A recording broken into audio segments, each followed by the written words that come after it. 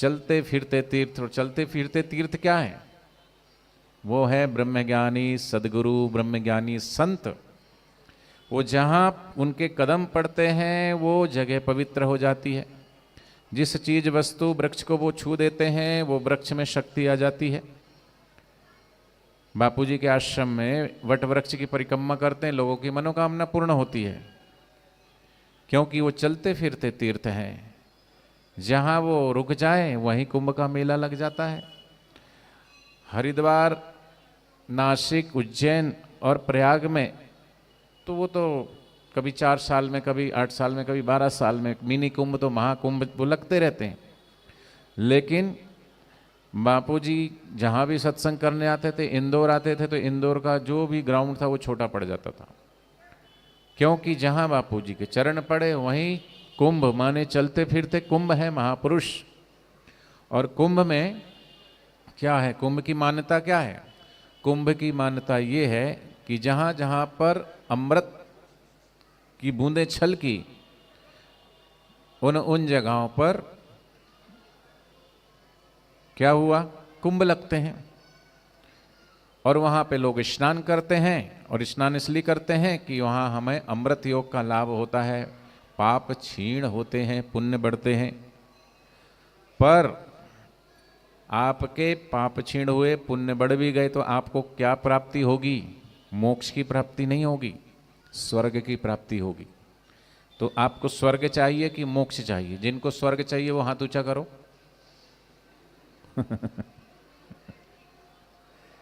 और जिनको मोक्ष चाहिए वो हाथ ऊंचा करो।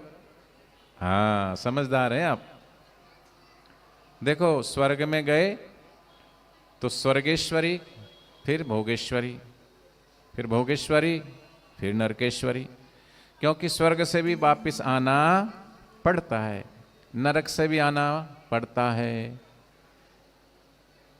तो एक ऐसा सुख है, सच्चा सुख। तो वो स्वर्ग का अमृत एक बूंद पाने के लिए, जहाँ पे बूंद टपकी वहाँ स्नान करने के लिए भागे भागे जाते हैं।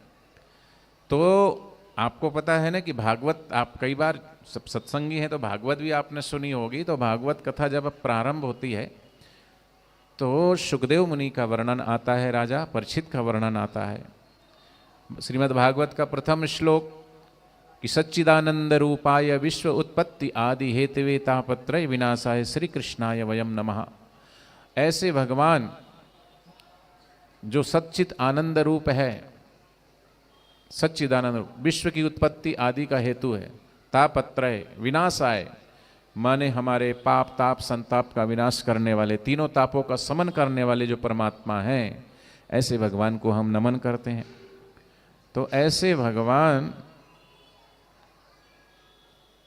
भागवत कथा में सुखदेव जी कहते हैं राजा परीक्षित से कि तुमको कौन सा अमृत पीना, क्योंकि जब भागवत कथा का शुभारंभ हुआ तो स्वर्ग से देवता अमृत का कलश लेके आए और कहा, महाराज ये अमृत का कलश है, इसमें से आप जो है राजा परीक्षित को ये अमृत पिला दीजिए और इसके बदले में हमको सत्संग सुना दीजिए। सुखदेव जी कहते, वाह वाह वाह वाह, चतुर देवताओं, यहां भी चतुराई। तस्य तुलना केने जायते, तुम सत्संग की तुलना स्वर्ग के अमृत से कर रहे हो। कहाँ सत्संग का अमृत और कहाँ स्वर्ग का अमृत। फिर भी सुखदेव मुनि राजा परीक्षित जी से कहते हैं, बताओ राजन, तुमको कौन सा अमृत पीना है, स्वर्ग का अमृत पीना है या सत्संग रूपी अमृत पीना है। अभी आपके पास स्वर्ग से अमृत आ जाए तो बताओ, आप सत्संग का अमृत पीना चाहोगे या स्वर्ग का अमृत पीना चाहोगे? जो स्वर्ग का अमृत पीना चाहते वो हाथ ऊंचा करो। अभी कलश आ जाए, करो ना, नहीं पियोगे, समझदार हो। और सत्संग का अमृत पीना है तो हाथ ऊंचा करो। हाँ, आप सत्संगी हैं, और इतना तो कम से कम आपको भगवान ने समझ दे दी कि सत्संग की क्या महत्ता है, सत्संग की क्या महिमा है। इतनी समझ तो आपकी भी आ गई। राजा परीक्षित जी पूछते हैं कि महाराज, स्वर्ग के अमृत और सत्संग के अमृत में क्या भेद है? बोले, महाराज अगर तुम स्वर्ग के अमृत का रसपान करोगे तो चिर आयु को प्राप्त हो जाओगे, तुम अमर हो जाओगे। मृत्यु नहीं आएगी। पर सोचो मृत्यु ना आए तो क्या होगा। परमात्मा ने ये सृष्टि का क्रम ऐसा बनाया हुआ है कि जो जन्मता है तो फिर थोड़ा उसका बढ़ना भी जरूरी है। बच्चा जन्मता है, फिर बढ़ता है, फिर जब बचपन से फिर यौवन आता है, कौमार्य आता है, फिर युवावस्था, फिर वृद्धावस्था, फिर जन्मे है तो मरना भी है, फिर जन्म हो जाता है। नहीं तो चारों तरफ देखेंगे तो बूढ़े ही बूढ़े दिखें, हैं? इसलिए पतझड़ आता है तो फिर वसंत भी आता है ना। तो क्या मुरझाए मुरझाए पत्ते, सूखे सूखे पत्ते अच्छे लगते कि हरे भरे पत्ते?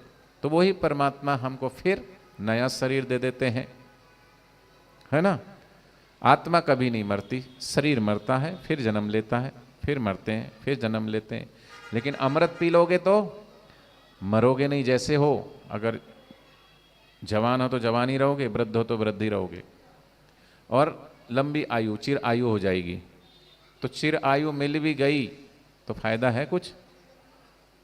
हम तो अगर लगातार बारिश होती रहे तो भी उब जाते हैं, नहीं उबे? अरे कितनी बारिश, कीचड़ी कीचड़, भगवान बारिश बंद हो जाए।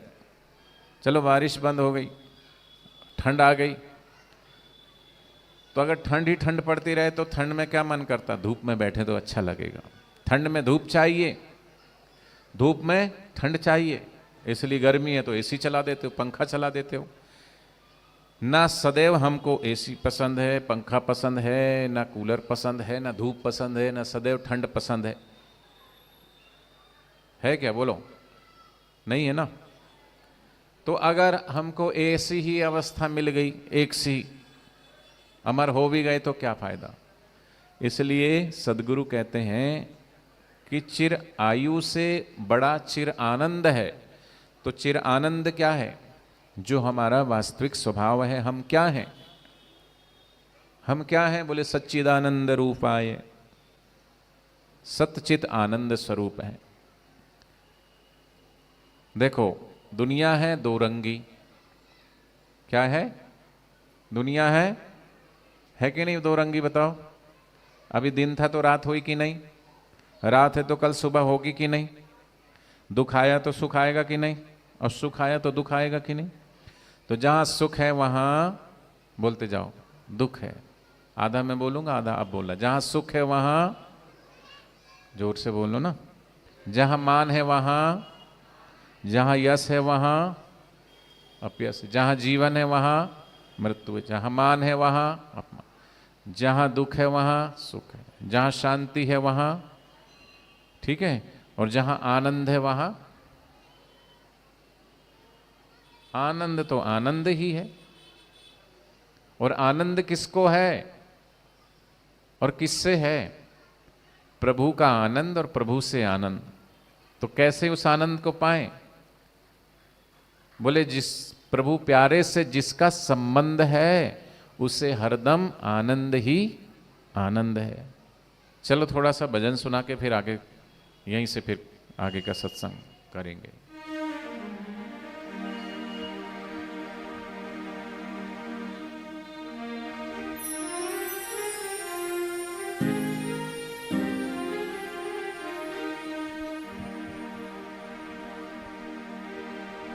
प्रभु प्यारे से, बोलना आप भी, हो गुरु प्यारे से, हरि प्यारे से, प्रभु प्यारे से जिसका संबंध है उसे हरदम आनंद ही आनंद है। प्रभु प्यारे से जिसका संबंध है उसे हर घड़ी आनंद ही आनंद है। प्रभु प्यारे से जिसका संबंध है, प्रभु प्यारे से जिसका संबंध है उसे हरदम आनंद ही आनंद है। उसे हरदम आनंद ही आनंद है।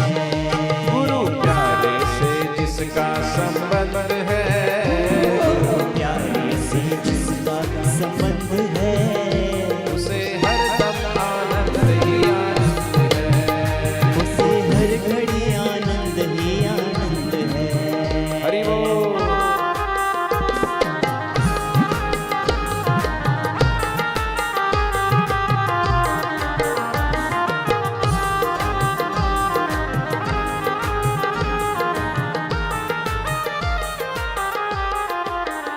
मोह ममता का करके किनारा, मोह ममता का करके किनारा, मोह ममता का करके किनारा, मोह ममता का करके किनारा।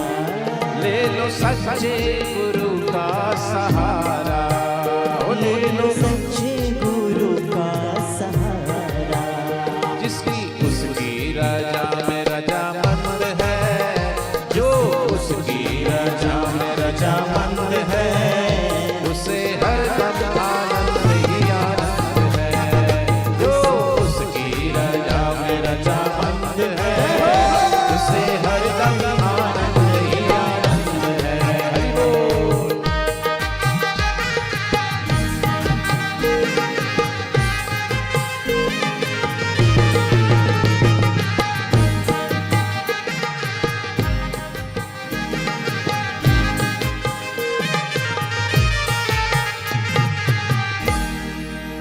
वो जिसकी कथनी में कोयल सी कूक है,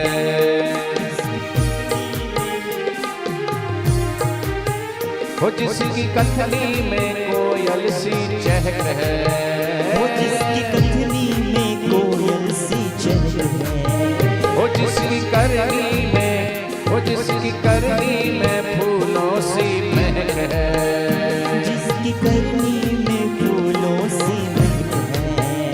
प्रेम भक्ति ही जिसको पसंद है, प्रेम भक्ति ही जिसको पसंद है, उसे हर दम आनंद ही आनंद है, उसे हर दम आनंद ही आनंद है। हरि बोल।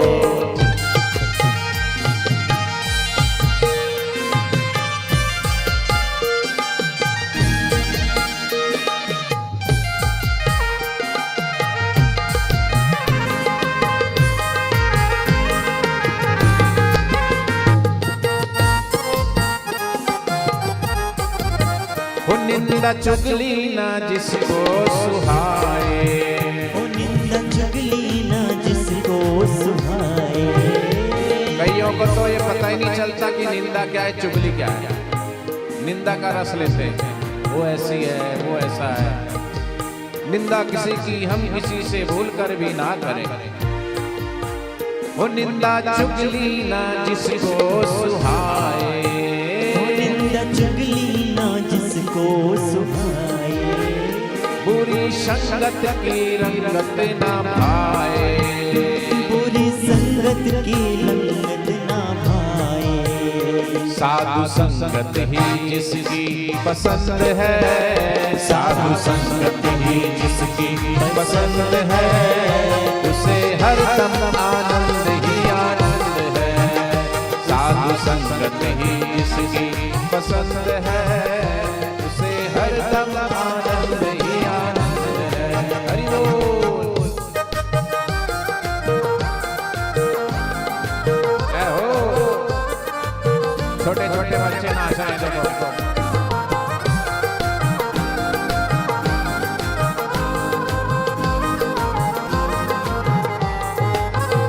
दीन दुखियों के दुख को मिटाए, दीन दुखियों के दुख को मिटाए। बन के सेवक भला सबका चाहे, बन के सेवक भला सबका चाहे। वो नहीं जिसमें पाखंड और घमंड है, नहीं जिसमें पाखंड और घमंड है, उसे हर दम आनंद ही आनंद है, उसे हर दम आनंद ही आनंद है। हरि बोल।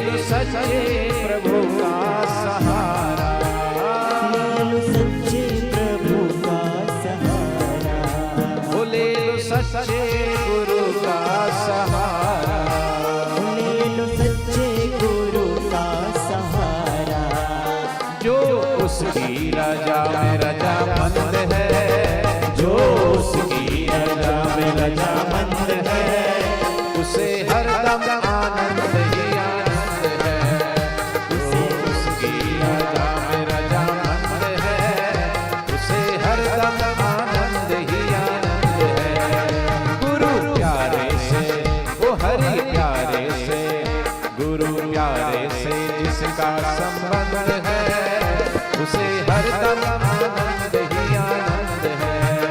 गुरु प्यारे से जिसका संबंध है, उसे हरदम आनंद ही आनंद है।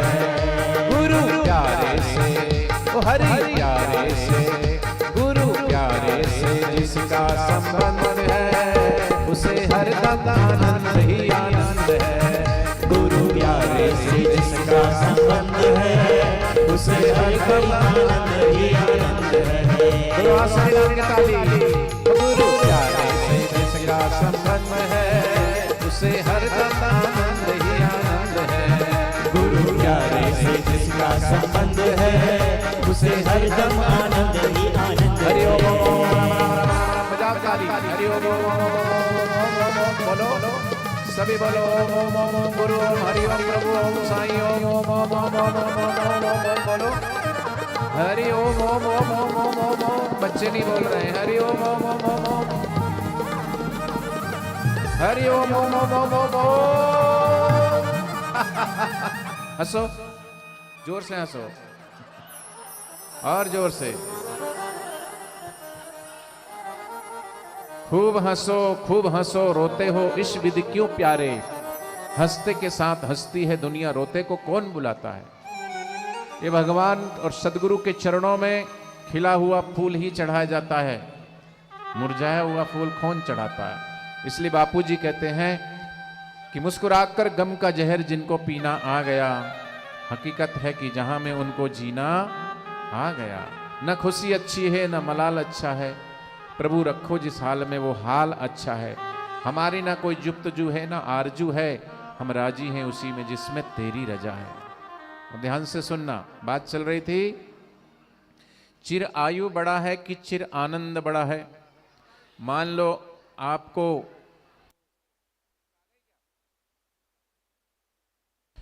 अगर आपको एक सी परिस्थिति पसंद है क्या? बोलो बोलो ना, पसंद है। परिवर्तन ही सृष्टि का नियम है, और परिवर्तन ना हो तो, एक सा हो तो ऊब जाएंगे। इसलिए अगर चिर आनंद की प्राप्ति भी हो गई, चिर आयु की, माने आदमी ने जन्म लिया है, वो 100 साल जिया कि 50 साल जिया कि 150 साल जिया कि 200 साल जिया। आपको पता है महाराष्ट्र में ज्ञानेश्वर महाराज हो गए जिनकी उम्र 21 साल थी, 21-22 साल, और एक चांगदेव हो गए, चांगदेव महाराज, उनकी उम्र 1400 साल थी। तो 1400 साल बड़े कि 21 साल वाले बड़े? बोलो, 1400 साल वाले बड़े। लेकिन 1400 साल वाले 21 साल वाले के चरणों में प्रणाम करते हैं। क्यों? क्योंकि उन्होंने चिर आयु तो पाई है।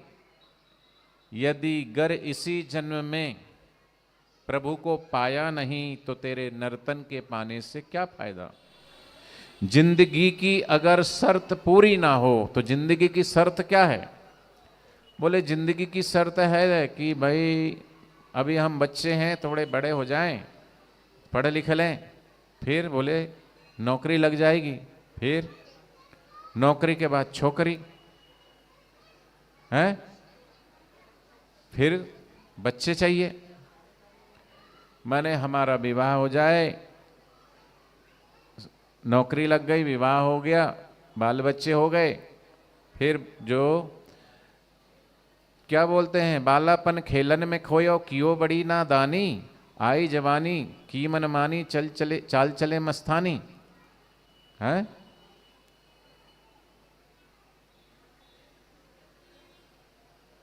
बेटा बहू ब्याह कर घर लाए, हाथ पकड़कर चले अकड़ कर कुल मर्यादा गवाए।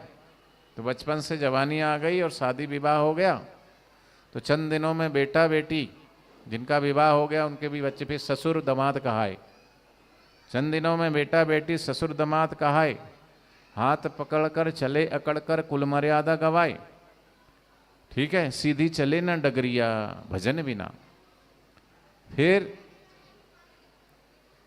बेटा से बन गए बाप, अब वो बाप बन गए, तो जो बाप थे वो फिर दादा बन गए, बाबा बन गए। बेटा से बन गए बाप, फिर बाबा का नंबर आए, दादा का नंबर आए, नाना का नंबर आए, नानी का नंबर आए। बेटा से बन गए बाप, फिर बाबा का नंबर है, झुक गई बाबा की कमरिया, बुजुर्ग हो गए, अब हैं डोकरा डोकरी हो गए। फिर आंखों से दिखाई नहीं देता तो चश्मा लगाना पड़ता। फिर एक दिन राम नाम सत हो गया, हो गई खत्म कहानी। सगे संबंधी रोए बाबा, बोल सके ना वाणी, अब बोल नहीं सकते, बंद हो गई रे नजरिया भजन बिना। तो बचपन तो गया, बोले बचपन से जवानी आ गई और फिर नौकरी लग गई, शादी विवाह हो गए, फिर बूढ़े हो गए, मर गए। क्या जीवन का यही लक्ष्य है? अगर इसी जन्म में प्रभु को पाया नहीं तो तेरे नर्तन के पाने से क्या फायदा? जिंदगी की अगर शर्त पूरी ना हो तो तेरे इस नर्तन के पाने से क्या फायदा? मनुष्य जीवन ये परमात्मा की परम सौगात है। 84 लाख योनियों के बाद ये मनुष्य जीवन मिला है। शास्त्र कहते हैं, संत कहते हैं, दुर्लभो मानुष्यो देह, मनुष्य देह मिलना दुर्लभ है। मिल गया तो क्षणभंगुर है, पानी केरा बुलबुला, आसमानस की जात, देखत ही छुप जात है जीव तारा प्रभात। क्या भरोसा इस जिंदगी का साथ देती नहीं है किसी का। सांस रुक जाएगी चलते चलते, समा बुझ जाएगी जलते जलते, लेके कंधों पे तुझको जला आएंगे तेरे अपने ही तुझको जला आएंगे, लेके कंधे पे तुझको चले जाएंगे तेरे अपने ही तुझको जला आएंगे। कोई तेरा नहीं सब है धोखा यहाँ, काहे जीवन को यूं ही गवाता है तू। 4 दिन की मिली है जिंदगानी तुझे, 4 दिन में ही करनी प्रभु से मुलाकात है। राम को भूल बैठा है जिसके लिए एक दिन वो भुला देंगे तुझको। तो ऐसे झूठे संसार में तो हम रहते हैं। सगे संबंधी स्वार्थ के हैं, स्वार्थ का ये संसार। पानी के बिना नदी बेकार है, अतिथि के बिना घर आंगन बेकार है। प्रेम और प्यार नहीं है तो सगे संबंधी बेकार लगते हैं, ढंग से बोलते नहीं, घर जाओ तो मुंह बना लेते हैं। प्रेम और प्यार ना हो तो सगे संबंधी बेकार है। आपके जेब में पर्स चाहे कितना भी कीमती क्यों ना हो, उस पर्स में अगर पैसे नहीं है तो बिना पैसे के पर्स भी बेकार है। उसी प्रकार मनुष्य जीवन तो मिल गया है, लेकिन मनुष्य जीवन में सत्संग नहीं है और ब्रह्मज्ञानी सदगुरु नहीं है तो मनुष्य जीवन भी बेकार है, बेकार है, बेकार है। लेकिन आप सब जो यहाँ आए हैं, आपका जीवन बेकार नहीं है, क्योंकि आपको परमात्मा ने चुना है सत्संग के लिए, तभी तो रुचि है ना। भगवान के भजन में जिसको रुचि है, सत्संग में जिसको रुचि है, समझो उसको अपने कल्याण करने में रुचि है और पुण्य है तभी सत्संग में। तुलसी पूर्व के पाप से हरि चर्चा ना सुहाए, जैसे ज्वर के बेग से भूख विदा हो जाए। ये तो सबका अनुभव है कि बुखार जब आता है तो जीभ कड़वी हो जाती है और भूख नहीं लगती। ऐसे ही जिसके पाप अधिक होते हैं वो सत्संग में नहीं जा सकता। अच्छा, कई लोग बोलते हैं हम क्यों जाए सत्संग में, हम पाप किए क्या, तुम जाओ सत्संग में पाप धो। अरे भैया, पापी व्यक्ति सत्संग में नहीं आता, सत्संग में पुण्यात्मा आता है। जैसे फसल खेत में बोना है तो बीज चाहिए कि नहीं चाहिए, अगर बिजनेस करना है तो कुछ ना कुछ पल्ले में रुपए पैसे चाहिए कि नहीं चाहिए। धन कमाने के लिए धन चाहिए, अनाज उगाने के लिए अनाज चाहिए, ऐसे पुण्य कमाने के लिए भी पुण्य चाहिए। यहाँ पुण्य तो बढ़ेगा, लेकिन पुण्य तब बढ़ेगा जब पुण्याई होगी, तब बिन पुण्य पुंज मिले नहीं संता। बिन सत्संग विवेक न होई, राम कृपा बिन सुलभ न सोई। तो चांगदेव महाराज जी ज्ञानेश्वर महाराज के चरणों में पढ़ते हैं, क्योंकि ज्ञानेश्वर महाराज ब्रह्मज्ञान का सत्संग पाकर के और चिर आनंद की प्राप्ति उन्होंने की है। चिर आनंद मिली। चांगदेव के पास चिर आयु जरूर है, चिर आनंद नहीं है, इसलिए चिर आयु से चिर आनंद बड़ा है। और सच्चे संतों के पास सदा अपना आनंद है। जो आनंद संत फकीर करे, वो आनंद ना ही अमीरी में, सुख दुख में समता साथ रहे, और सब दुख सहे पर मुंह से कुछ ना कहे। तरुवर सरोवर संत जन, चौथा वर्षे में है परमारथ के कारणे, चारों धरिया दे। संत महापुरुषों का अवतार होता ही है। तरुवर सरोवर संत जन, तरुवर माने वृक्ष, छाया दूसरों को देते, फल दूसरों को देते। सरिता बहती नदी, वो भी दूसरों के लिए बहती है। ऐसे सच्चे संत वो भी दूसरों के लिए।